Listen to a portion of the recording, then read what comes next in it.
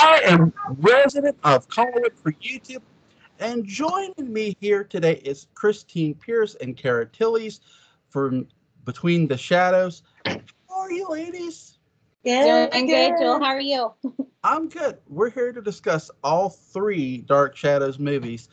Right. And I'm probably going to ask you about what would your fourth be so, while we're here. So, when did you first see we'll start with the first one, House of Dark Shadows. House of Dark Shadows. We saw that when we were kids. Like before we finished the series, I think. Yeah. We saw it. Yeah. And, well, I mean, I don't know. I mean, I know they were doing it like at the end. Like, I know we saw it as teenagers. Yeah, but before we ourselves got to see the whole series. Yeah. We did get to see the movie because Dad had it on VHS. Right. So we got to watch that before we even saw the ending of Dark Shadows. Right. So what did you think of? They had the entire, well, pretty much almost the entire cast from the series in House of Dark Shadows. You got Jonathan Frid, Joan Bennett, Nancy Barrett. You have Catherine Lee Scott, Alan Humphrey Alstrado. I'm sorry if I butchered that name. Because I do tend to butcher names.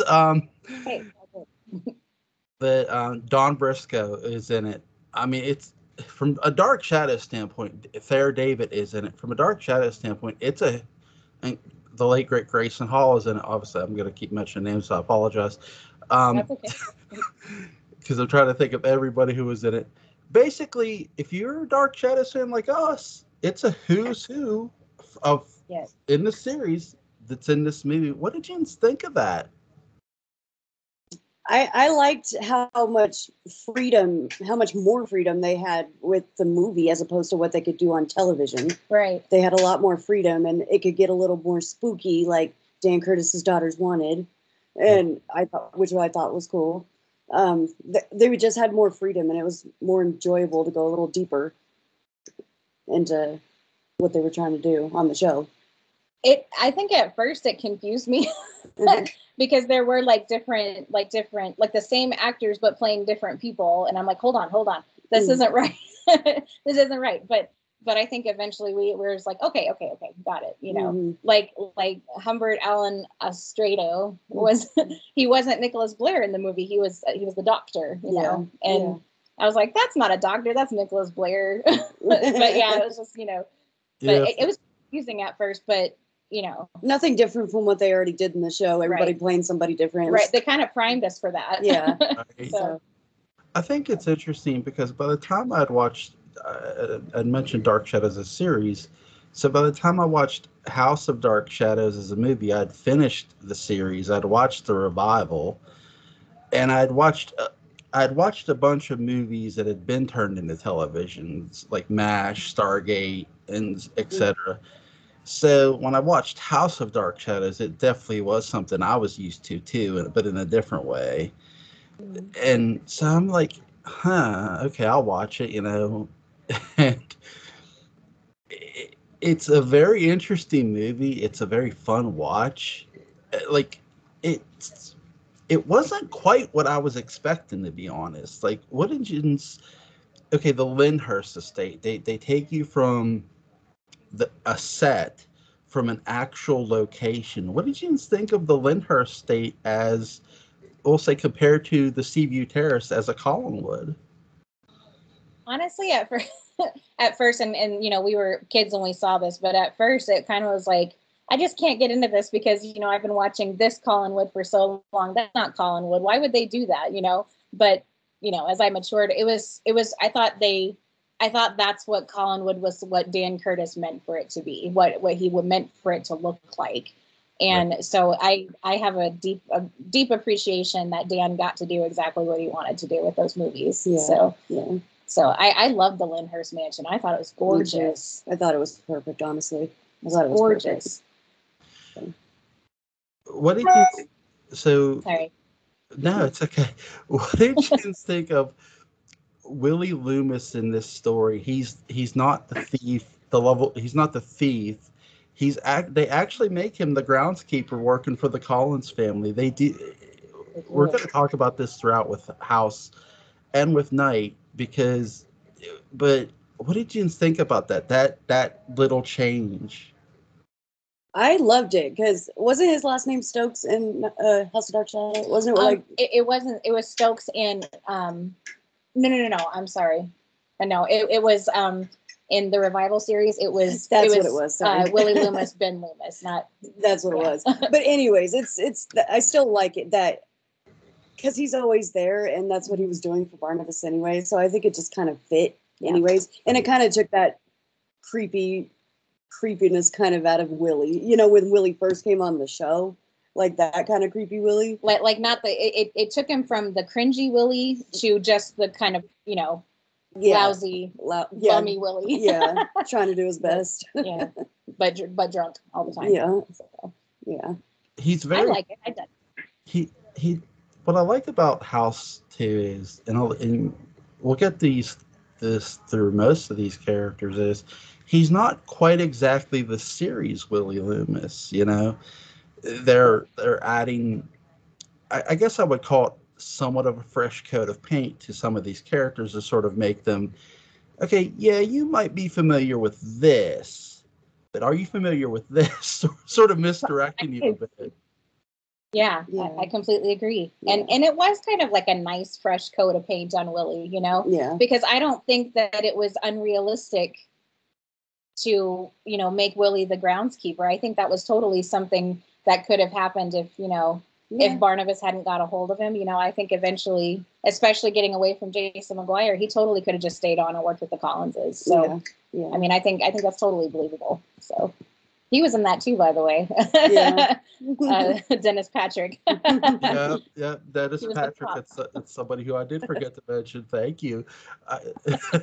We're going to mention him too. Okay, so Dennis Patrick, as I'd say that's a big change too. Definitely. If you're familiar with Jason McGuire, here's Dennis Patrick. You saw as this con artist, Jason McGuire, this smooth swindler. He goes from smooth swindler to wearing a badge and being a cop. What did you think? Completely. I mean, he pulled it off really well. Yeah. I mean, he played the cop pretty well. It was so weird to hear him with an American accent instead of that Irish accent he had as Jason McGuire. Yeah. But I mean, I guess we kind of got a taste of that on the show when he came back as Paul Stoddard. But I have to say, and I don't know if I've said it before, but just because we're on the subject of him, it blew my mind. I don't know why I didn't catch it sooner in life, but like it blew my mind when I found out that Jason McGuire was Paul Stoddard. It blew my mind, and I loved the change in him, like in his acting. I loved it. I thought it was so cool. But it shows how versatile he is, because he played Jason McGuire and then turned around and played Paul Stoddard and then turned around again and played Sheriff Patterson, played good cop. And it almost was like, oh shoot, that was him. Mm-hmm. But I liked it. It was a nice switch, and it definitely shows the talent on the man too, I think. Yeah. But what did you think of Catherine Lee Scott is your protagonist in somewhat a way. She sort of becomes the damsel in distress in this movie, and they're sort of taking, the somewhat of a Maggie Evans kidnapping, but not quite to the textbook of it, and somewhat applying it into this movie. What did you think of that? I appreciated what they did with Maggie, because they completely omitted Victoria Winters, which is fine. I do like what they did with Maggie, except I never felt like Maggie Evans was a damsel in distress on the show. I felt like she was kind of, she always was tough. She was never like, save me, I'll save myself. And they kind of turned that around in House of Dark Shadows. They did make her a damsel in distress a little bit. Yeah, but I still think it was realistic. I still think it was believable, and she played the damsel in distress very, very well. I thought so. Yeah. So I love what you're both saying. This is not, and I think that's something I want to stress too. These aren't the exact characters you see from the series. And that's something too. Maggie, we knew this Catherine Lee Scott, sassy, back-talking waitress who had no problem giving you a piece of her mind, along with that Exactly. ham sandwich she was giving you. Yes. Mhm. In this in the movie, that this ain't that Maggie Evans at all. No, it's not. And it's weird. Anytime I go back and watch this movie and throw it in, I don't know why, but I just discount Sam Evans as her dad. Even like, Exactly. Not even there. Yeah. You know? Yeah. He's probably already dead at this point, maybe. I don't know. Probably. So Probably. yeah, After he died. right. The characters like in the series had been killed off, but it just feels like that Maggie Evans is. She's like that's a whole nother Right. person compared to this girl. Right. It's like This Bizarro girl, World Maggie. yeah, she doesn't even seem like, Sam Evans could be her dad. Yeah. And Right. her dad is somebody else in this movie. It's not Sam Evans, it's someone else. Yeah.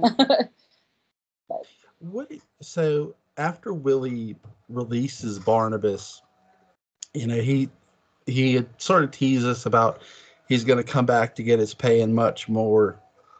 He releases Barnabas. It's not the exact way it was done in the series, which I'm fine with. I like again, Dan Curtis is doing the best he can to change some things and not make it too familiar to the series. And I like what he does here. He finds this little message above the lion's head or something. I can't quite remember, so I apologize. The lion But said, "Watch watch over the dove, right? And so there's the chains. And after Willie gets them off, we see the familiar hand come up with Barnabas Collins. Yeah. What did you think of? And a friend let me know about this one after we did our review a while back ago. Shout out to Mark Gilman. What did you think of Sleepy Hollow Cemetery as the setting for Barnabas's resting place? That's kind of cool. I kind of dug that a lot. Totally. And I can definitely see that. If we're thinking of Barnabas Collins from the series, I definitely think that cemetery certainly did fit the MO for sure. Yeah, definitely. But I think it added to the creep factor too. It's like, ooh, the hot and cold. It made a beautiful Eagle Hill. I agree. Yeah. It was beautiful. So when sorry. I have a thing for cemeteries, though, so it's a beautiful cemetery.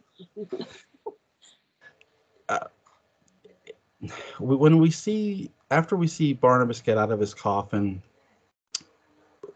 at the old house, David is sort of playing a trick on Maggie, and I love how Maggie's still looking for him. They really make you feel that Maggie, even if you weren't watching the series, that Maggie's been this governess this whole time, because she's literally looking for David. She gives a damn. And I love that. But David playing the trick on her, like running out of the house finally. But the door gets locked. So I have a question. When the door got locked or jammed, do you feel that was partially David? Do you feel that was a ghost, or in House of Dark Shadows? What do you got, ladies, feel? Oh man. At first, I thought it was David, but then you see him, but you see someone running away. Yeah. And we're not sure if it's David, because David is, sneaking back into Collinwood. But right. I mean, at first I definitely thought it was David, but then it makes you think that it could have been a ghost. Because, I mean, if we're going off, series standard, we know that the old house has ghosts, that's where Josette was and whoever else, and that's where the widows came too, if we're going off the series standard. So I don't know. I think it could very well have been a ghost. Yeah. But what did you think of, after she gets out and, God, I'm going to blank on her boyfriend's name in this movie, so I apologize. But, oh, God. Jeff Clark. are we talking? No. Are we talking here? House of Dark. Yeah, Peter. Oh, Sorry. Jeff Clark. Oh, yeah. Jeff Clark. Yeah. Yeah, Jeff Clark. I apologize. Jeff Clark is your other protagonist in this movie. He's your hero. He's going to be your hero ultimately. with a huge assist from the unsung hero Willie Loomis. But we'll get into that. But what did you think of Peter Bradford / Jeff Clark as the protagonist in this movie? I thought it was a nice change for the actor, for sure. Yeah. Again, it's always refreshing to see when they change it up a little bit as far as how they got to act before. And it was kind of a neat relationship to see between, you know, Jeff Clark, who isn't Peter Bradford in the movie. He's just Jeff Clark. Yeah. And it was kind of cool to see the relationship between he and Maggie. Even though, you know, we didn't see very much of it, yeah, you know, it was still kind of cool just to see him as Jeff Clark, who's not Peter Bradford. You know, yeah, he doesn't have that past or anything. He's there's just, no Vicky. Yeah, so. he's the hunk in the movie, you know, right. the hunky guy. Yeah. So, and that was kind of nice to see, just Jeff Clark the man, not Jeff Clark the ghost. You know. Yeah. So I agree. He was to see from where he was Peter Bradford, Jeff Clark, but because by this time too we had seen him play antagonist in the series too, so it was sort of a nice change. I'm not nitpicking at all when I say this. I sort of do wish they would have gotten Joel Carruthers to sort of play somewhat of a different version of Joe Haskell. I think though he was busy at this time. If another friend of mine, Fred Barnabas, had told me about that he was busy, shout out to him. And if he's watching this, hope you feel better, dude. But I really wish they would have.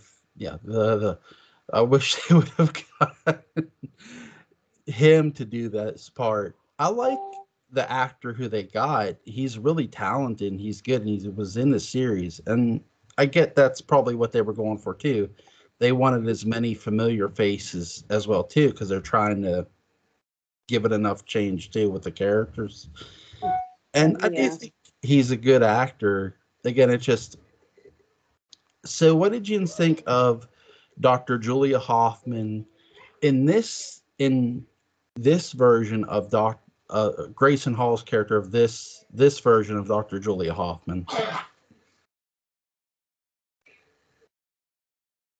She didn't feel too different for me. Yeah. I do think they touched way more on the fact that she fell in love with Barnabas. Yes. Yeah. Yes. Which ultimately was her downfall, you know, kind of like it was in the series. I think she's the character, aside from like Elizabeth and Roger, I think she's the character who changed the least going over to House of Dark Shadows. Yeah. But I think she was still kind of the mad scientist type. And when I first saw it as a kid, I'm like, oh my gosh, look at that hair. She looks like a mad scientist. But yeah, I think Julie is one of those characters who kind of maintained her character going through to the movie. I think so. So, yeah.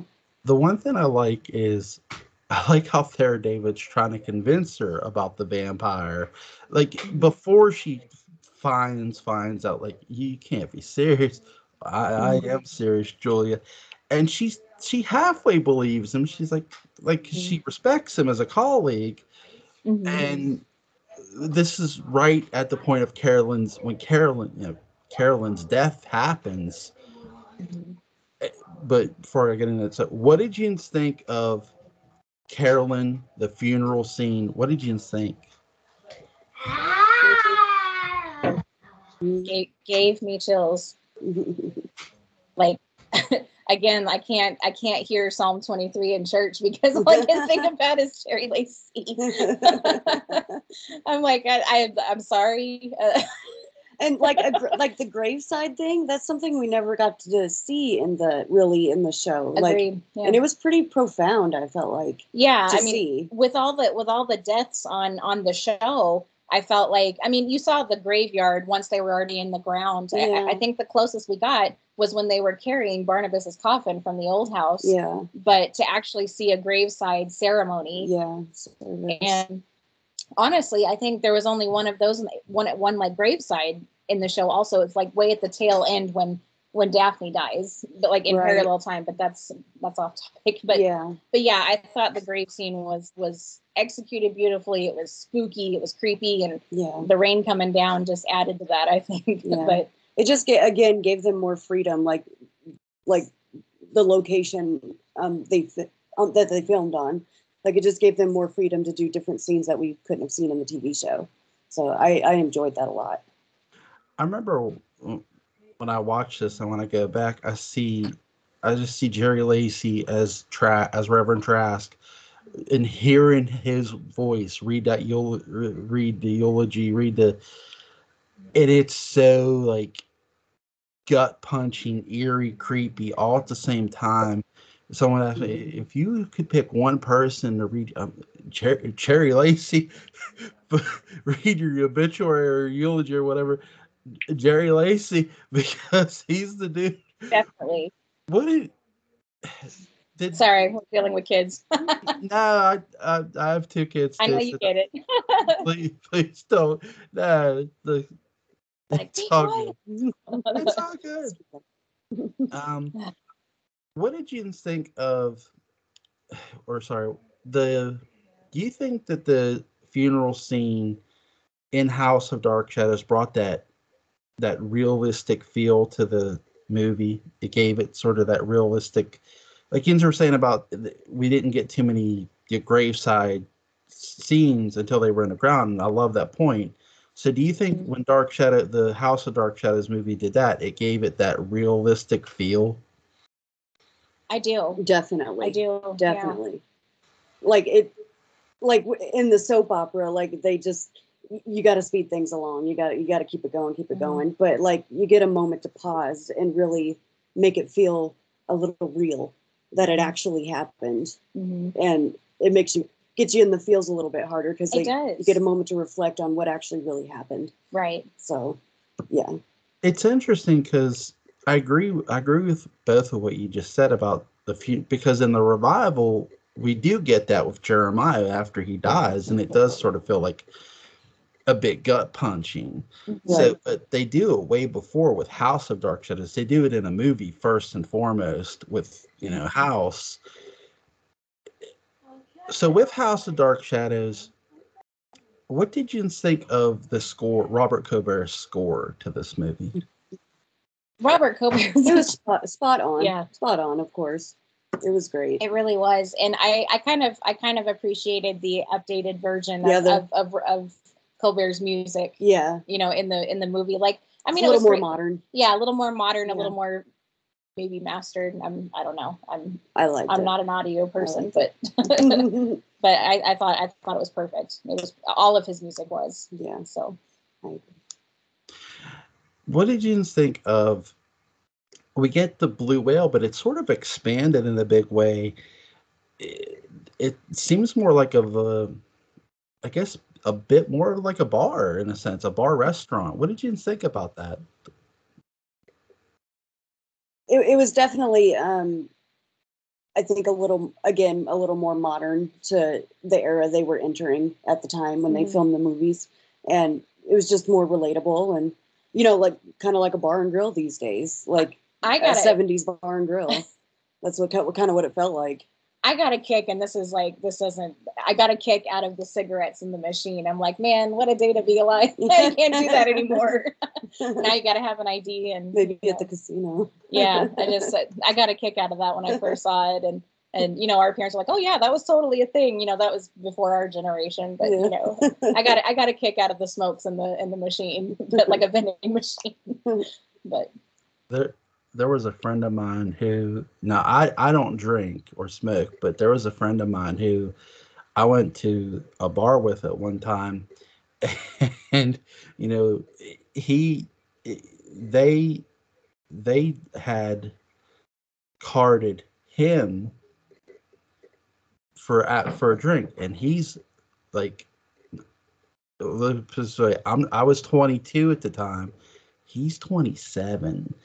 And it's like, I looked at that bartender like, now I didn't ask for a drink, but I could hear him asking. I'm just like looking at him like, huh? He looks so young for 27. And I'm like, what? Like, you just didn't ask that, did you? And it's like, yeah, he did. But it's crazy. I feel good to make it, so. It's like I had to do a double take. Like, wait, what? But little So, sorry for getting off topic, but House of Dark Shadows. What did you think of Joan? Yeah, Joan Bennett. Her character isn't too badly changed in this either, and Yeah. Roger Collins, Lewis Edmonds' character. What did you think of them? I mean, I guess not to be boring, but I feel like he was a little bit on the same track. Yeah, he was a little unchanged, but I think the difference, at least I think that the difference with this Roger as opposed to series Roger Collins is that we didn't have Roger's past. We Right. didn't know that he was a dirtbag. We didn't know he was just Liz's brother. He was living with his sister and a member of the family, but Roger wasn't that guy with the sneaky past who was always trying to cover it up, and he was just Roger Collins, just a member of the family. Yeah, and just maybe just a jerk a little bit. Maybe just just that attitude, that a air rich about him. a rich guy, Yeah. but not a rich, dirty guy. Just a rich guy who Criminal. yeah, who kind of thought he was better than everybody else. Yeah. but yeah, I don't think Roger's character was Drastically changed. no, I don't. But you're right. The change. But minus the past, and I didn't realize it until, but that does make us look at Roger in a different light when we don't see any of that. He's just Roger Collins, like we're meeting him for the first time and had no idea what his past was like. So I kind of like that too. Mm-hmm. So it's nice to see Roger in that light. Yeah. What did you think of Carolyn's death? Her character getting killed off in this, Nancy Barrett's character. I definitely did not expect it when I first watched it. I did not expect them to actually kill her off. And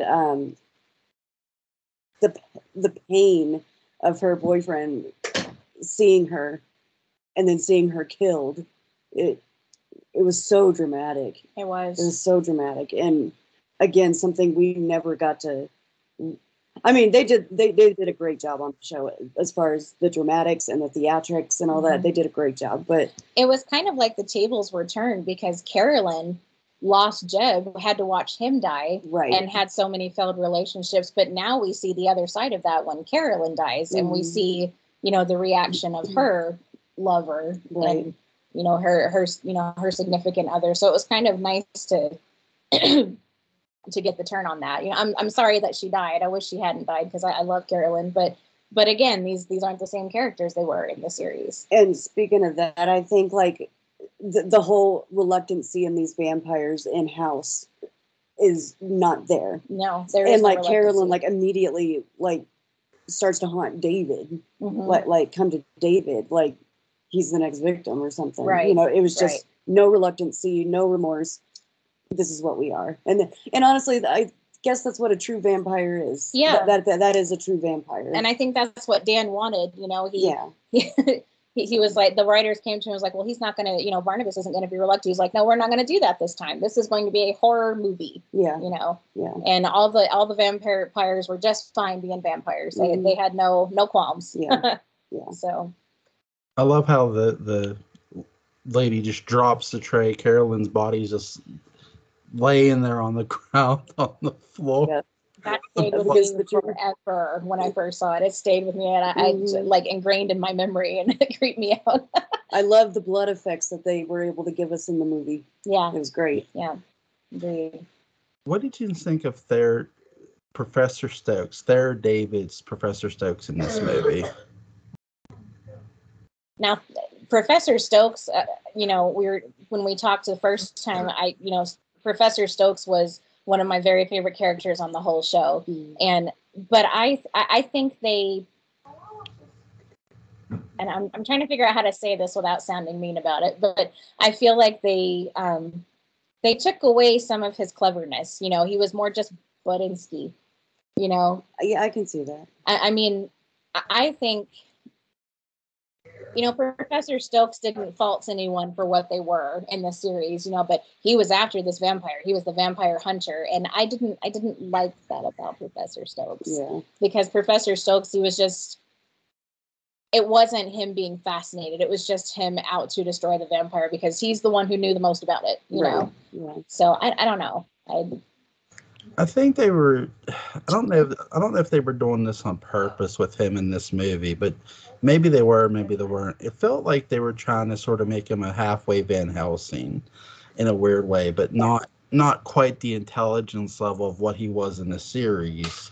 Where in the series, what with to give a great example, in the series, in the original series, Professor Stokes, Barnabas asked Professor Stokes in the series for a medallion to protect him from a witch. Right. And Right. Professor Stokes shows up at the old house, and Barnabas goes, "Well, where's the medallion?" And Professor Stokes goes, "I'll show you the medallion when you show me the witch." I know. Oh my Yeah. god. Uh-huh. And it's like, wait, because up until this point, pretty much everybody has jumped through the hoop of fire for Barnabas, Yes. but not this dude. Not Professor Stokes. And that's what made him so unique. Mhm. So I agree with you. It's sort of like they're taking all that uniqueness that was in the series and going, we're pitching that stuff. Yeah, and I know that Dan Curtis wanted to do different, but I wish Professor Stokes had been at least a little bit like the Professor Stokes he was in the show. I adored Professor Stokes. Lost a little bit of his charm. Yeah. But I think a lot of their fates were interesting too, and not that for anyone who's watching this for the first time. Spoiler alert: Professor Stokes gets turned into a vampire in Yes, this, he does. yeah. as does Roger. So that's an interesting fate for the some of these characters, not just Carolyn, but Roger, Professor Stokes being turned into a vampire. What are your thoughts of that? It, it was very interesting to see because just it felt like all of a sudden towards the end towards the climax of the movie, like everything just started to go downhill, like Yeah, one it right was after the other. Roger, it was Professor Stokes, it was Yeah. everybody just started to go down. It was kind of like a zombie movie where everybody's getting bit, everybody's turning into zombies, and Yeah. by the end, I mean, Elizabeth is the only one left standing from her family. Yeah. Yeah. And we don't even hear from Elizabeth, once, after a while. We just don't know what Yeah. her fate turned into. She's just kind of a very in the background in this movie. So Yeah. We don't hear much from David either, other than after the Carolyn's turn, like right. turns and stuff. We don't hear too much from David. I'd like to think David survived, but I'm not sure. It's something when I go back and watch this movie, I can't be too certain. Well, did David survive? I'm still watching. I'm still not sure if he survived. I know Elizabeth probably did, but Right. Yeah. but, Right. but I'm not so sold on David Hennessy's character for whatever reason. Okay, there's a line in this movie, and I gotta give another shout out to Mark Gilman. He brought up this question when we first did this, and it's a great question. There's a line in this movie, Barnabas says it, when they turned me into a vampire. So, in you girls' opinion, who is they? Well, Angelique's name is never once mentioned, In like in the movie. Yep. Like House of House of Dark Shadows. And so when they put this curse on me, Yeah. who's they? Right. But yeah, so I mean, in the series and even in the revival series, it was very clear who put that curse on him. But in the movie, it wasn't. It wasn't clear why he was the way that he was. And I'll be completely honest, I've never really thought about that. To be honest. Me either until you said it. But I'm like, holy, yeah, you're you're absolutely and I'm right. just kind of a little dumbfounded at them. I'm like, Thank you, Mark Gilman. I can't believe I missed that. I mean, I just didn't think about that. But if we're going on a tangent that way, maybe it was gypsies, like with Count Patofi, or it's like, or the Leviathans. Maybe the Leviathan. Who knows? So I mean, who knows? Didn't have to be Angelique. She was nowhere there. She was nowhere in that movie. So I love both of those. So. I'll give you mine, and I'll give you Mark's, because he did come up with the question when we first did this. I'll do Mark's first. He thought it could be the disciples of Judah Zachary. Because we never knew how many disciples he actually had, which is a hell of a suggestion. Yes. And for whatever reason, I thought that maybe it was Josette's own family, because we don't really hear much about him in House. Like, Right. we don't really hear nothing. I mean, we hear about him in the series, sure, Yeah. but in House, we don't hear diddly about Josette's family, and We it barely just hear Josette. And if anybody's questionable, it could be her Aunt Natalie. yeah. Like, she could have been dabbling and could Yeah. have put a curse on him for. So- Natalie dabbled so much, and I wonder, I think she wasn't above putting a curse on Barnabas. Yeah. Right. The question is definitely open for interpretation massively, and it's a great Yes. question. Mhm. So, what did you think about Willie? Willie and Jeff Clark are having this discussion near the end of the movie, and Jeff Clark, Willie goes, I got to take you to him." He tells that to Maggie, but when it gets near the end of this movie, Willie double crosses Barnabas Stakes, and what? Even after like saving, somewhat saving his life, he helps Jeff Clark in a weird way. What did you think about that? Well, going off, these are their own standalone characters. In this series, Willie was 100% absolutely devoted to Barnabas. Yeah. And in the movie, I think he was only devoted to him because he was under his power. And I think eventually he just got sick of it. And maybe they kind of took that quality from Ben Stokes, way like back from the show. How he was so loyal to Barnabas no matter what, because he was the best one that treated him best. And maybe they just kind of took that quality a little bit and put it in Willie for that movie. I mean, that's how I felt a little. But Ben couldn't double cross him either. So I just I don't know. I think Willie in House of Dark Shadows was just kind of even in the series, wrong place, wrong time, and now he's under Barnabas's power. Yeah. But I think eventually, I don't know, love broke through. I don't know. Love for humanity, love for, doing the right thing, somehow that broke through Willie, and he was like, I have to help. And I don't know. I don't know. Well, even like in the series, real quickly, like, when he went to Maggie's house, tried to warn her. That was true. Yeah. Kind of very true. The closest he probably came to double crossing Barnabas. Yeah. And he paid for it. Yeah, he did pay for it. And yeah. So yeah, unfortunately for Willie, the Collinsport police do know how to shoot guns, unlike Barnabas. Yes. I sort of joked about this. They were so good at shooting Willie, they didn't even hit the window on the glass. Yeah. Yes. And they shot him 6 times? Yeah. They were trying to beat Sam Loomis's record pre-Halloween. Yeah, I find that amazing. I'd like to think that the Collinsport police put up pictures of Willie Loomis and, hey, target practice. Yes. But they don't solve crimes. There's no crime in Collinsport, so they got nothing better to do. Right. So what do you ladies give this score? 1 through 10, 10 being the best, obviously. What do you give House of Dark Shadows? Honestly, I'd give it an honest, solid 8.5, 8.5. Honestly, I would have said 7 or 8. Yeah. Yeah. I mean, because it is a great standalone horror. I think if you know nothing about Dark Shadows and you go into that movie, it is pretty typical vampire movie, but I think it was done really well. Yeah. And if you can throw out all of your knowledge about Dark Shadows and just sit and you're watch, trying to wrap it up in 90 minutes, I think that was a good way to do it. Yeah, I think solid 7 or 8. So Dark Shadows was no stranger to supernatural creatures or events, the series especially. And that's exactly what they're going to do with Night of Dark Shadows. Yes. We're going to take David Selby, we're going to take Kate Jackson, and we're going to put them together, which I love. Yes. And we're going to make them husband and wife. We're going to have them drive up to Collinsport.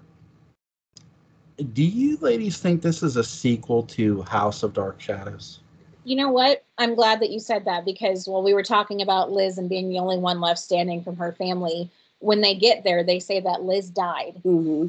And Liz was the only one left. If Liz died, it went to David. So maybe David didn't survive, or David, went off and did his own thing. Yeah. But instead, it was given. It was left to Quentin. And so I kind of do think it could be a sequel. Yeah. I was just thinking the same thing. But they don't refer to anything in House of Dark Shadows. They don't talk about Carolyn or Roger. It's a whole new story. Like Grayson Hall's in it, but she's not Julia Hoffman. She's I forgot her name. Drake. Carlotta Drake. Carlotta yes. Drake. But yeah, I kind of think it's got a sequel vibe to it. But like you said, they don't really refer much to anything from House. So I think that reference was maybe just to connect it to House of Dark Shadows, and that was it. Yeah. Now it's its own story. We're in the same house. It's the same family, but just to maybe give a little backstory on the mansion, on the family. Yeah. But yeah. I like that. It could be the sequel is another good interpretation. It could or couldn't be. Yeah. It could be with Liz because they do mention her dying. And she probably did, from the shock of it all, how she could have died. Yeah, broken heart. Right. The only thing I would linger on with House is David. But right, it's such an open question, but it's a great open aired question for this that comes with Night. What did you think of David Selby and Kate Jackson in this movie? I'm going to go because you're biased, because it's David Selby. All right. Honestly, I think that David Selby and Kate Jackson had amazing chemistry. Like they look like they could be married in real life, the way that they act towards each other, the way he kind of holds her, the way she looks at him, they look like they could totally be married in real life. And I thought it was an excellent casting on me too, Dan Curtis's part. But it was like, and you had to get the trio back in there somehow to work together. Gerard and Quentin and Daphne, you had to get them all back together again somehow. You just had to, because they were like the most exciting thing towards the end of the series. Agreed. Yeah. Like, it was like that love triangle craziness going on, but you had to get them back together. And I thought it was great. I thought they had great chemistry. Me too. Laura Parker, my buddy Mark Gilman told me this, that Laura Parker was method acting for this movie. What did you think of her performance? It's excellent, as always. Yeah. She is always so immersed in what she is doing. Yeah. I mean, even if it was only Angelique she ever really played. Yeah. But she changed up Angelique so much. Like, she had so many personalities, and no matter where she was at, no matter what century she was in, she had so many personalities. Yeah, she was always Angelique. Even when she was Miranda Duval, she was still Angelique. She was still herself. Yeah. And she did go through so many personalities. And I think that this Angelique in Night of Dark Shadows was maybe just another one of those. Sorry, my computer's like blowing up. Everybody wants to talk. But yeah, I think Laura Parker was phenomenal, as always.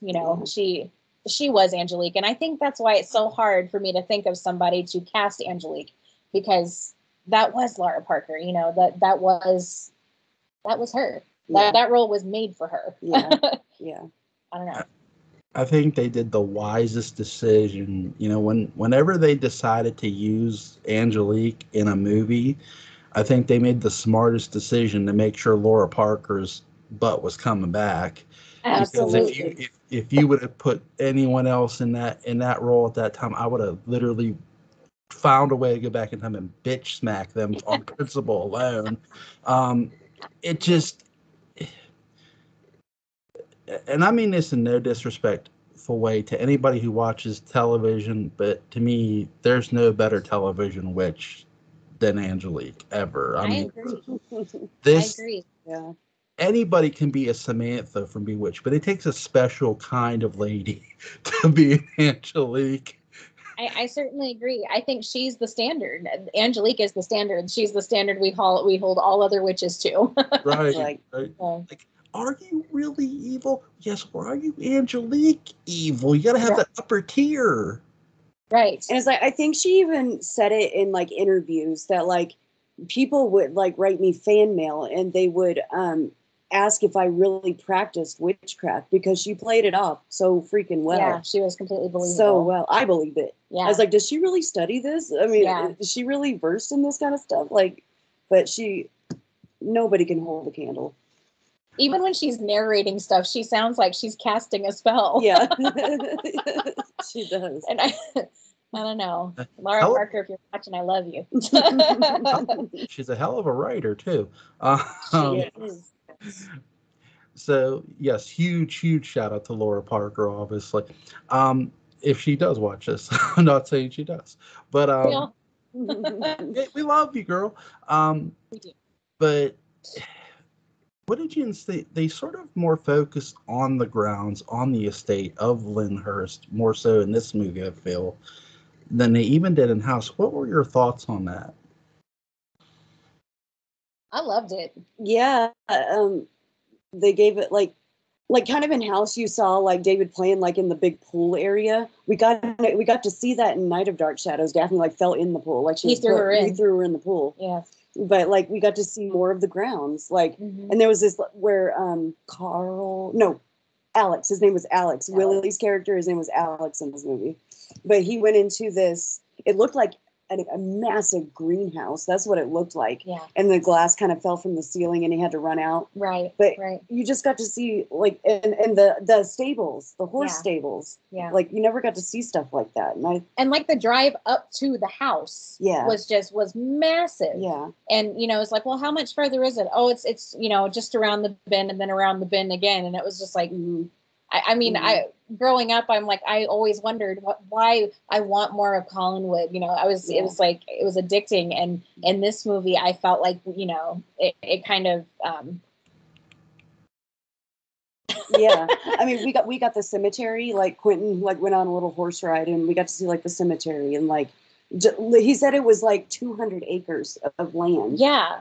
And in Night of Dark Shadows, I feel like we were on 200 acres of land. It felt like they filmed on 200 acres of land. Yeah. So I mean, their neighbors were on the same property, but they had to drive to the neighbors. Yeah.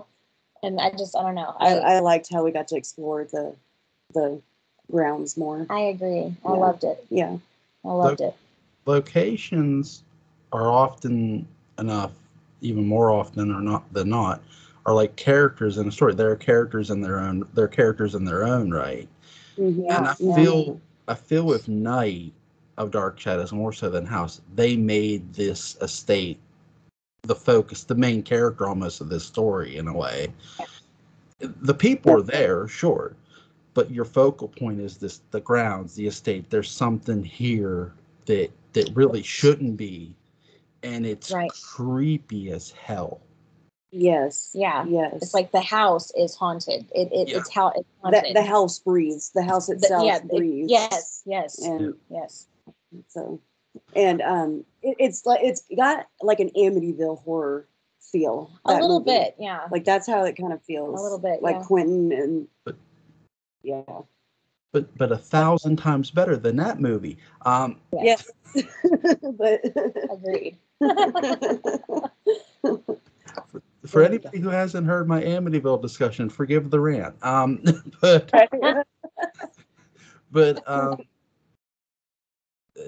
Yeah, that's a whole nother discussion. Oh God. So, what did you think? Nancy Barrett in this movie is not playing a Collins at all. She's married to Alex, to John Carlin's character. What were your thoughts? I liked it. Yeah, you didn't think that Carolyn and Willie could have chemistry, but they did. But they did, and it was a breath of fresh air. That they were two different characters that you didn't even know. Yeah, like Alex was a writer, and I mean, I guess she wrote with him. Yeah, but Nancy Barrett was certainly in her element because of all the characters she played on the show. But it was nice to see her, not as a Collins, not as a rich girl, not even really associated with the Collinses too much, not like Letitia Faye. And, she lived on the grounds, but in a totally separate house, and I kind of like to see her in that element, Yeah. And she nailed it, Yeah. She did. So. What did you think of them? I love how they use the scenes in this movie. They go from present to past, from present to past. And the Mm-hmm. cinematography and how they do this is so good and quick. It's like 1 minute here, next minute here, then you're right back, and it's beautiful to watch. What did you think of that? I liked it. I mean, I feel boring as I say I like everything, No. but I love it. It's good. but no, I mean, it was very interesting, and again, how they switched up the characters a little in the past. Like Quentin was Charles Collins, Yeah. which kind of reminded me of like the Charles Delaware Tate aspect because While he was painting, he was you a know, painter which was in so the good. movie. So I kind of feel like maybe they kind of twisted that around just a little bit and made it a different story, which was cool. Yeah, and they brought back Diana Malay, which I love They too. did. That was and so Christopher cool. Pinnock, Yes, Pinnock was in it yes. as his brother in the past. Was he Gabriel? I think he was Gabriel. He Wasn't he was Gabriel in Night of Dark Shadows? He was Gabriel. Yeah. Yeah. He was. He was married to Angelique They really in Night.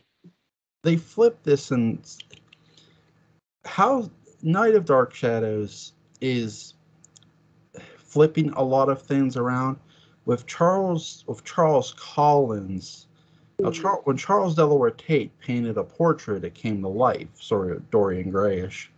Yeah. Right. But with Charles Collins, when he painted, because Angelique says Brenda painting the life, Charles. Mm-hmm. I'm not so sold that she's meaning that literally. I think because when he paints his dead wife, I think she's meaning kill her to be with me. That's how I took that. Me too. When I watched it, it's like I'm like, God, girl, like that's cold. Yeah, flooded. Yeah. Well, and Angelique even says that line in the movie. She's like, "As long as she's in this house, I won't be happy." And that was way back talking about Laura, way back in with Charles and all that. But when he was finishing the painting, it's Quentin longingly looking at Angelique, but holding Daphne, holding dead Daphne in his arms. So it's like, you know, rewriting history and making it come to life again. Yeah. And, Oh, it was Tracy though. Yeah, Tracy. Tracy. Yes, her name is Tracy. But yeah, it's Daphne, but it's Tracy. We're used to Daphne. That's what it is. But I know. I was like, what's the name of Daphne? I know. I was like, I haven't said Daphne too. Dummy. We all know. You know. So forgive us all if we call the character the wrong name during the movie process. It's all good. It is on this show. Yes, thank you. Listen, I anyone who's ever watched my channel and who's gotten to know me knows I don't mind goof ups at all. I don't edit nothing, so I don't goof up. So I goof up all the time on here, especially my earlier episodes.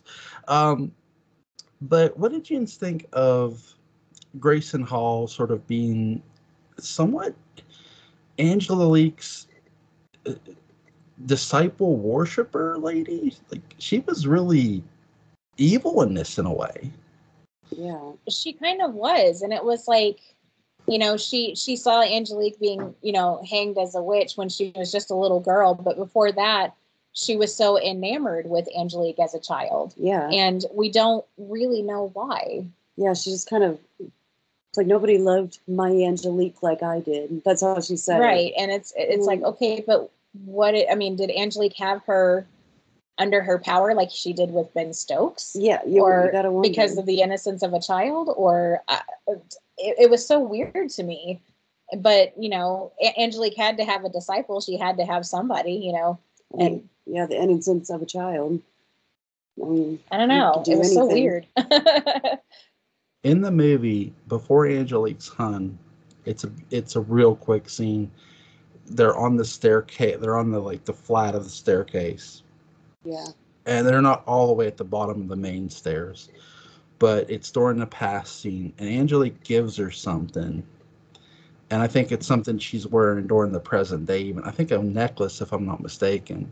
Yeah. And I think that's how she sort of got her to always remember her and sort of spellcast her. And she just thought, I loved Angelique this whole time.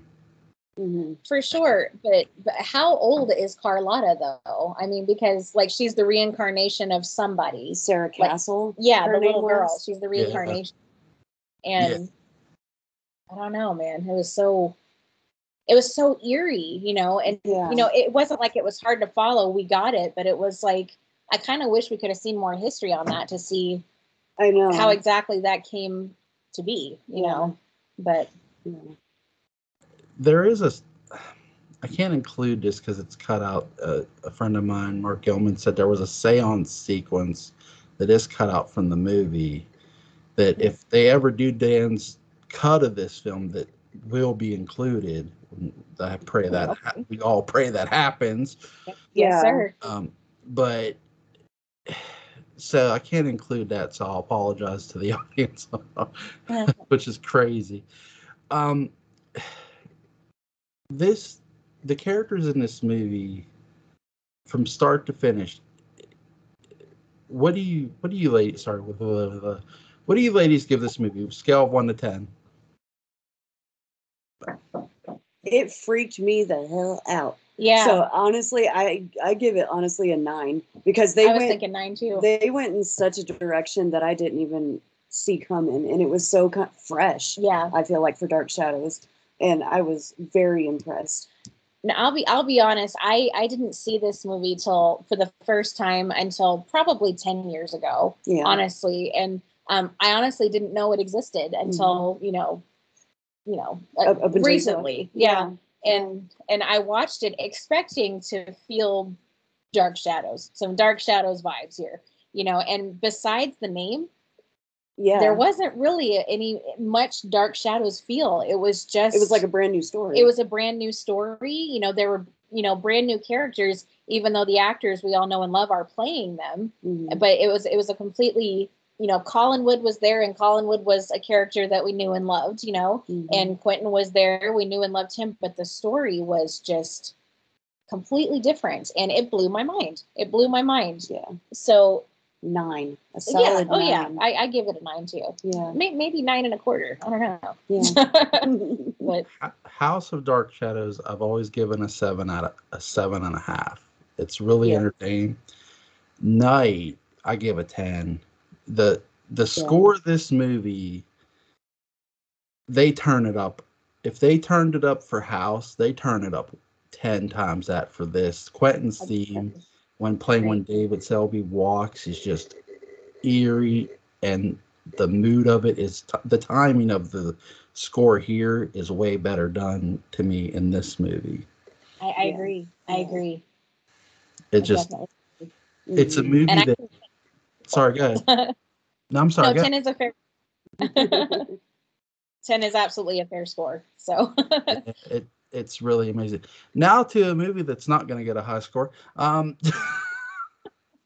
It still has a tie point. It has a tie point. It does. It's all right. It does. 2012, Tim Burton, Johnny Depp, they're going to team up again for the umpth time, and they're going to do Dark Shadows. So this,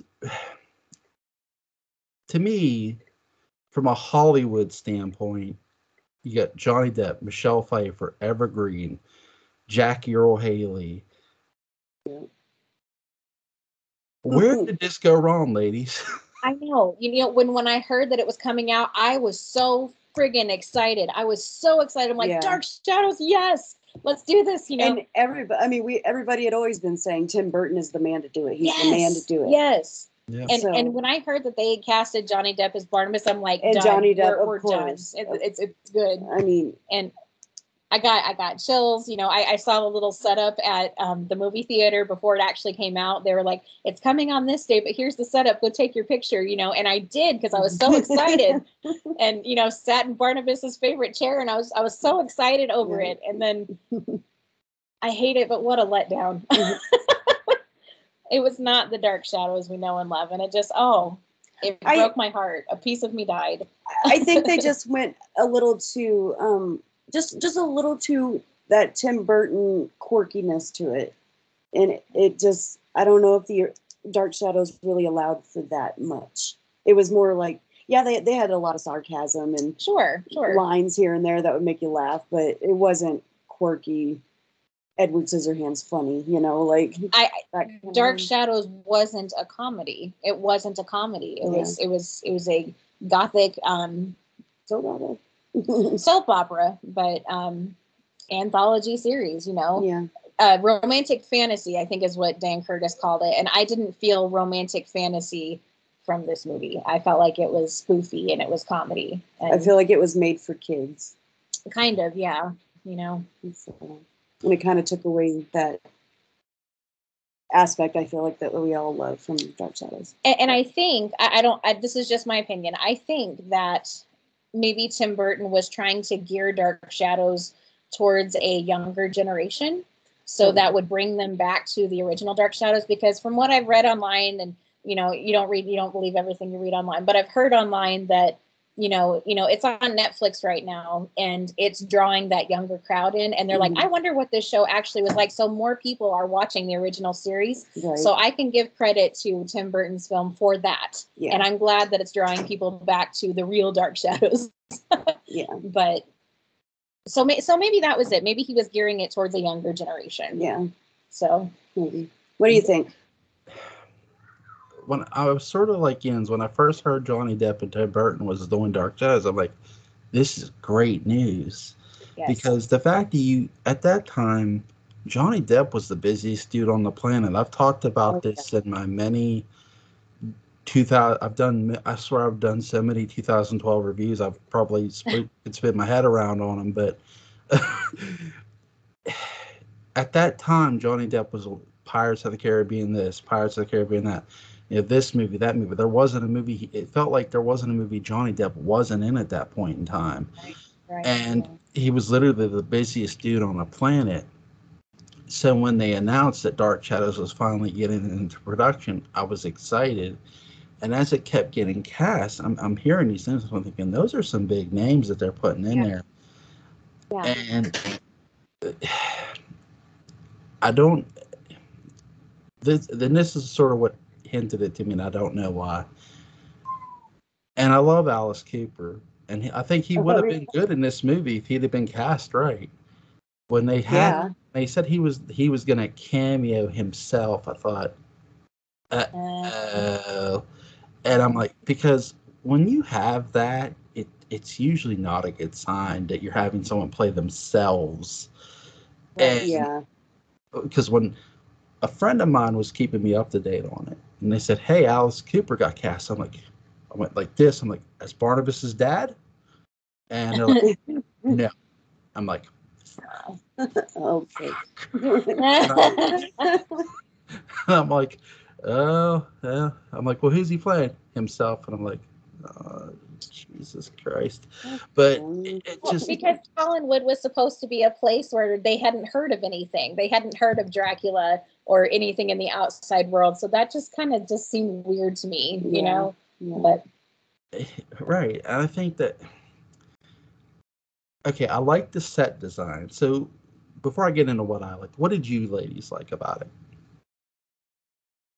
Again, with the scenery and, Collins Port, I do like that we got to see so much of the town and the cannery, the docks. and the docks, and the blue whale just popping, happening, man. That's how I pictured the blue whale. Yeah. Just full of people, chock full of people all the time. There's this, old fisherman in the back, and he's got his posse around. And I kind of, being in a port town, being a bar in a port town, that's kind of how I envisioned the blue whale. Always being packed because people coming and going. And going, when she, when they drop her off in the van at the beginning of the at the beginning of the movie, they drop her off at Collinwood, like at the gate. And the gate, it looks run down, it looks in disrepair, and it's very wooded, like you would expect Collinwood to be, the drive up, and all you can see is trees, but right at the top of the trees is the very tippy top of the tower room of Collinwood. And I thought that was so cool. I'm like, there it is, it's behind all those big trees. And she had to walk that long walk up to the house. And so I kind of think they did portray Collinwood pretty well. Yeah. I mean, I thought Collinwood looked great. I did miss the old house though. Yeah. But Widow's Hill looked great. Yeah, Widow's Hill was spot on, I think. I thought, yeah. And the walks through the gardens, in the beginning, I'm sorry. But the walks in the garden, and like when they showed his parents before his parents died, and walking through the gardens on the ground, I thought that was so cool. Just seeing the grounds, and I'm a little sick, so I'm losing my voice. I'm sorry. But I hope you feel better. I'm working on it. Got a podcast to do. I can't do this. Oh Oh, my God. gosh. It's all the host's fault. I know. These dang kids, that's what it is. Oh goodness, oh goodness. Yeah, I have two too. It's like, what are you kids? What are you doing? Yeah, exactly. It sucks. But oh goodness, I really like the fact that I love how they were giving Maggie Evans slash Victoria Winters a really good setup backstory here. That here's this girl, and again, I see why partially they were setting it in the 70s. They were having this girl escape from Wincliffe, who escaped from this mental asylum because her parents wrongfully committed her because they just thought she was crazy, and here she could actually see ghosts. I love that backstory. What I wish they would have done was give me more of that backstory a bit more. Yes. Like, I get it. The movie does sort of hint she saw it as a kid, which is great, but it's like, okay, how many times did she say about it? She had to say about it for them to do that to her. Right. That's not just something they just made up. She had to say Right. to her mom, Dad, I'm talking to dead people here. You know, Right. so we know at some young age, when she was a kid, she was committed, which I like, but her escape, I like. I wish we'd have got a phone call and we would have heard a phone ring. Hello, Mr. Evans, your daughter escaped from Wincliffe. Yeah. We have at least got that phone call in this movie, and that would have been nice. Right. But, Exactly. I love the train ride. They do connect you with this character, and I do like that part of her where she's sitting in the diner and the ghost of Josette points to Collinwood like, "Go here." That is Yes. that scene is a beautiful scene. For all this movie's faults, there are moments this movie does grab a hold of you. For Sure. Oh, all yeah. you know what I mean. It's not. I'm not going to sit here and say the movie is complete garbage. Sure, it's not the greatest movie in the world. No, it's not. But it has its moments where I go, holy shit, that's pretty good there, and that's good over there. Yeah. It's giving parts. And Yeah. I love, I'll tell you who steals this movie for me, but I want to ask you ladies first. Who steals this movie for you ladies?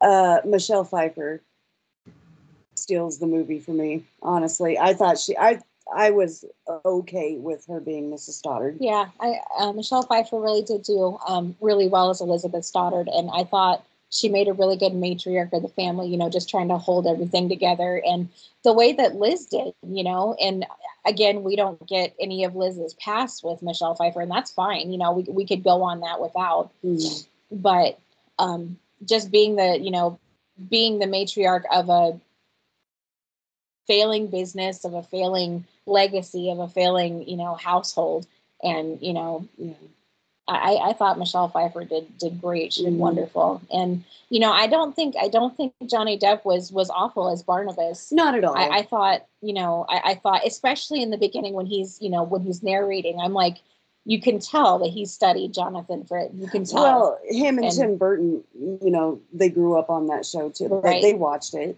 I mean, they knew what they were getting into and did their homework. I think the start of the movie was really good. I'm like, oh, this is the first 5-8 minutes of the movie. That movie opens up and the secret room comes on. I'm like, yes, we are there, baby. He's up on Widow's Hill. I'm like, okay, yes, okay. I loved it so much. But so I would probably say Michelle Pfeiffer too. Yeah. But I think Johnny Depp was a close second for me because I did enjoy him as Barnabas. I thought he did all right.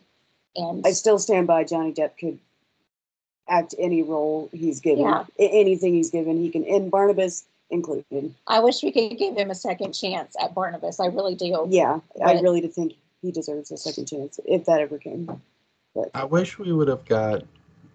I think the biggest mistake with the 2012 movie, and I'll get into that here in a second. I do want to give them a steals. Michelle Pfeiffer, I agree. I do think Johnny Depp was trying to find his Barnabas in a lot of ways. I agree. I don't think he was trying to be Jonathan Frid, which hey, Ben Cross wasn't trying to be Jonathan Frid either, and I applaud the hell out of him for that. Oh yes. It's yes. like, but in a 2-hour frame, I often question, did he find his? And I'd say in his defense, no, he might have not have. I do think, again, this was a guy at the time who was super busy. And I'm not making an excuse for him because I like the guy or nothing. I just feel that it's somewhat unfair to crucify him over a role that he didn't write, you know? He didn't write lines, he just delivered them. Sure. Could he have pulled Hollywood weight and said no? Sure, I'm sure he could have. But, you know, is that really his job? No. Yeah.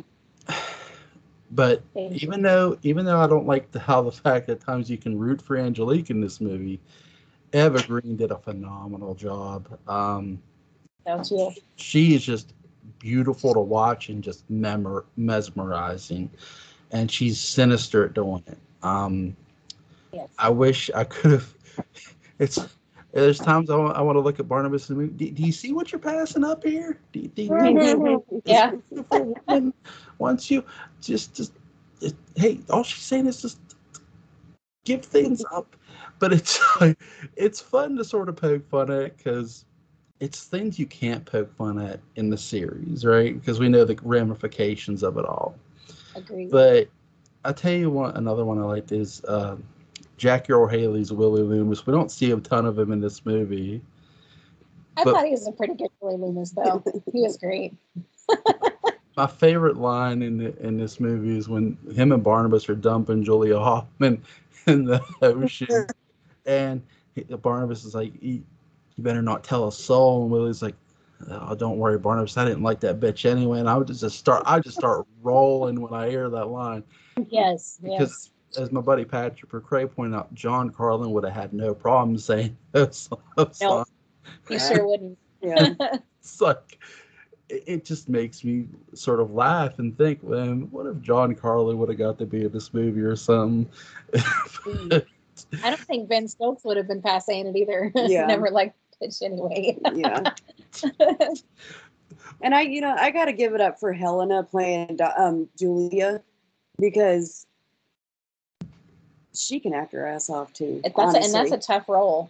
And for what Tim wanted for that movie, I think she had it spot on, because I know that's how he wanted Julia for the movie, and that's cool. Yeah. I actually kind of like that she would drink a little too much. I actually kind of like that, like just to deal with the stress of her job, right? And being the actual family therapist, right? That takes a lot. She's like, every year I get twice as old and half as pretty. I thought that was an excellent line.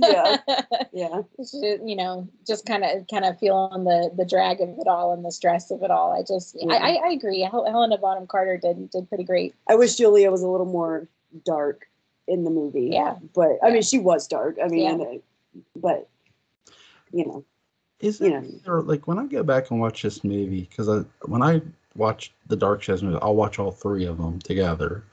Yeah. With the third film, with Julia Hoffman in this movie as Dr. Julia Hoffman, did it feel like you were just waiting for her to be like hired by Angelique this whole time in that movie, or am I the only one? I don't feel okay, and this is just me, and this isn't to like dog Helena Bonham Carter's acting, but I do feel like she wasn't strong enough not to be used by Angelique. Right. I think that she could. I think she had the mentality of being a pawn in Angelique's game, and I think her mental spirit and her stamina. I think that she could have very easily been used as a pawn by Angelique. Yeah. But I mean, and she really wasn't, but. I mean, it's kind of evident when she, starts giving Barnabas's blood to herself because she wants to live forever. She saw an easy out. Yeah. And so I think if Angelique's terms were right, I think Julia Hoffman in this movie would have done it. Yeah. So, yeah. What did you think of the score of this movie? Danny Elfman's score. Danny Elfman's the man. And honestly, here's my opinion on Danny Elfman's. I'm a Danny Elfman fan. I love him all to pieces, and I think, and I've said this to you before too, but I think Danny Elfman's score was telling a story that we weren't seeing. Yeah. No. And I mean, his music was phenomenal. I got no arguments about that. Mm-hmm. And Danny Elfman's music always tells a story. You know, that's how he always is. You know, no matter what you see his music in. But I think this time it was telling a story that we weren't seeing. And I have to admit, honestly, when I heard that theme song roll on for that movie, oh gosh, I rolled a tear, guys. Yeah. Oh yeah. Yeah. I couldn't help it. And Danny Elfman doing it was just awesome. Yes. Perfect. It was great. Danny Elfman, if by some act of God you're listening to this, you'll always get a 10, dude. Yes. 10 out of 10. 10 out of 10. Perfect score. Out of all the Dark Shadows movies, this one to me has the best score. You know, it and Night are so close. Like, it's so hard. Like, you could go either way. But I do think Danny Elfman adds... I'll give Night a slight nod because it does have a better story. But, you know, with the Tim Burton's 2012 movie, man, Danny Elfman score just makes you go, wow, holy shit, that is amazing. What did you think of... I'm sorry, go ahead. Oh no, I was just saying, you know, I was bragging on Danny Elfman. It's the same no matter where you hear his music. Like you said, you know, Oingo Boingo, any movie that he's ever done. I mean, it's like you said, his music tells a story that you have to hear. Yeah. Not see, no matter what score he's doing. Yeah. No matter what. And Danny Elfman was the first right thing that Tim Burton did for this film. Absolutely. The first right thing he did for this film. I absolutely agree. So. Love that man. Love his okay, what, from a movie standpoint, what do you give the score of this movie? Scale of 1 to 10.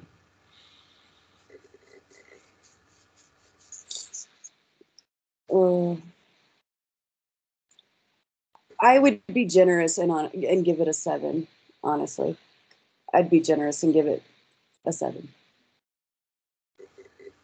I would say I'd say a 6 or a 7, and I think that I would give it that because, again, the more I watch it and the more I think about it and the more I hear about it, it is Dark Shadows in a way. You know, it is Dark Shadows, but maybe Dark Shadows for my kids, not for me, but maybe for my kids, you know. And you know, my kids grow up on Dark Shadows too. They don't have a choice because I'm their mom. But but I think that this is, you know, I think that this is Dark Shadows for a younger generation. And you know, they did get, there were some things that they got spot on, you know. Yeah. And I can't, you know, crap on the entire movie. I can't. No, not at all. I can't. Not at all. And I still watch it, even though I'm like, oh, this movie, I still watch it, you know? And if I really hated it as much as I say I hate it, I don't think I'd watch it so much. Yeah. So I 6 or 7. Yeah. But I'm going to get, you know, there's times I just want to give this movie a negative, whatever. I can't completely give them a negative. I'm going to give them a 5. I think, you know, a lot of ratings are going to be perpetual depending on who we all ask. You know, we could go to this person, that person. And I do think I'd love to just choke Seth Grahame-Smith. But I'm not going to fault the actors or actresses in this movie. It's something I've talked about with other movies. Like, the first place I look isn't in front of the camera. It's behind it, because often enough times that's where you'll tell how and why your movie was made. Did your writer understand the source material? Do I think Seth Grahame-Smith didn't understand the source material? I have no idea, but he sort of seemed to, he acted like he didn't, is what I'll say. Right. I'm not here to put words in his mouth, but I just don't. I just would not. And listen, I've watched a Child's Play remake too, and that sucked too. But I've just never met a movie of his I liked, and I don't know if that's just saying something about him or about what the things he does from a writer standpoint, you know. So I give this a 5. So if there were a fourth Dark Shadows movie someday, act of God willingly, um, what would you ladies like to see? I've been thinking about it a lot since you suggested the episode, but I think they should definitely go more in depth with the widow story. I think that would be very cool to see in like a TV series, like shows these days. They're like 10 episodes a season, which is pretty great. That's 10 hours of straight Dark Shadows that we could get, as opposed to 90 minutes in a movie. Right. So I think that would be a cool thing to go back on and reflect on and do more of, and give us more background on that. You go ahead. I would like to see. I mean, in the Tim Burton film, they did kind of do it. Show the past the way that they did, and that is another thing that I'll give this movie. Because they did show us a little piece of the past, and they did it. They didn't have to go back in time. They just kind of did that as like a backstory before they started the main story. And I definitely want to see that, because if they're bringing Barnabas on as a vampire, then we absolutely have to know why that happened, and I don't know. And I would like to see Alice Cooper as Barnabas as Joshua Collins. I think that would be so cool. And the revival series did that going back into the past thing pretty well. Yeah. Like without letting it drag on and on and on. Yeah. They did it pretty well. They got it wrapped up in 2 episodes, 3 episodes maybe. And the one thing I'll say about Eva Green is that I think that she played a woman scorned as well as a witch, like, so well. And the one thing I wish we would have seen more from Eva Green is I don't feel like she cast many spells. Yeah. She more was just, vindictive. Coming after Barnabas, kind of like an ex who can't take a hint does, Yeah. But we don't see her cast many spells. And I wish she doesn't act very witchy. Just a little bitchy. Just a little bit. Sorry. And she's a woman scorned, and she plays that off very, very, very well, you know. Yeah. It's not until the tail end at the final battle where we see Angelique's power, you know. Yeah. And so I would kind of like to see Angelique in her element if we get another movie. Definitely. Like in her element with, the pins and the doll and maybe even the House of Cards, if they can find someone who can build a House of Cards the way that Laura Parker did on set, But I agree that, I like that. If we ever did get another movie, I'm with you. Alice Cooper's Barnabas's dad. I'd love to see. I wish I could go back in time. Here, I have an idea for you guys. Yes, put Alice as Barnabas's dad. Let's go back to 1795. Make Joshua, Dr. Joshua Collins, have Jeremiah run the business, be the wealthy one, and and Joshua be a nice, kind, caring person who tries to save his son while he's dying of vampirism and doesn't know it yet. Does everything he can to try to save his son. And he's over. Barnabas is gray. He's dead at this point. We got Joshua Collins over. Breathe, goddammit, pounding the chest. Breathe. And we see little Sarah Collins sitting in the room crying as her brother lays there dead. And she looks at her father and goes, "You told me you'd save him. You lied." Have that emotion, have her run out, only to, because the curse is now in effect, she gets shot by a bullet in the shoulder, and he has to try to save her now too. He gets the bullet out, doesn't save her from the gangrene that kills her later on. But those are things you could have done to sort of help your movie a lot. Yeah. But what do I know? Stop it. Again, I would like to see a proper 1795 movie of Dark Shadows, where it's literally switch some of the characters, like I was just saying, Joshua being this caring doctor who does try to save his son, and Jeremiah maybe be the businessman who's a bit of a dick. I dig on that for sure. Have there be a Sarah, have the journey of, you see it would start on the ship of, you have Angelique and Josette coming over on a ship. You started on the ocean. That's something I would love to see.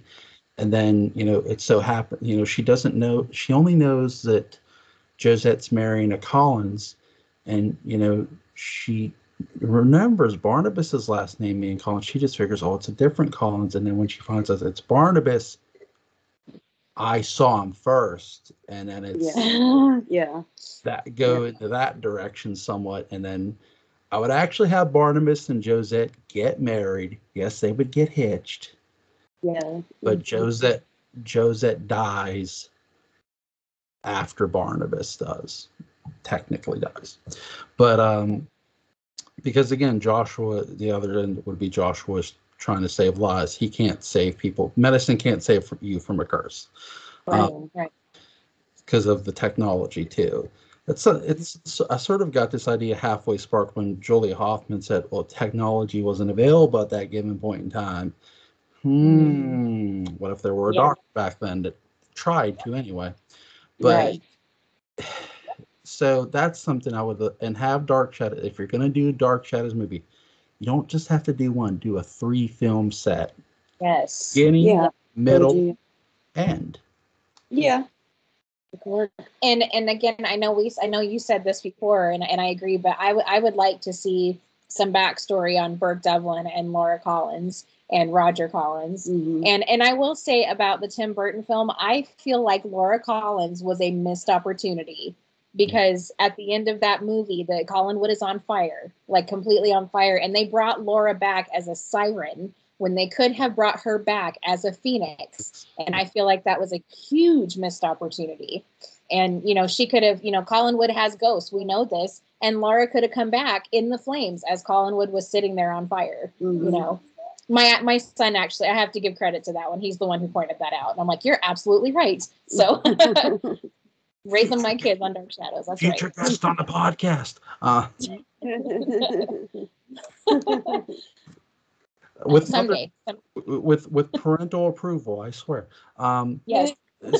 See, my daughter's the other way. I put Dark Shadows on. She's like, not that again. No. Like, come on, girl. Daddy, that show's so old. How old are you? I'm young at heart, sweetie. But it doesn't matter. They make us feel ancient anyway. Right? Like, blame your grandparents, your great grandparents. Yeah. But because that's who it's the older generation that shows the younger generation movies.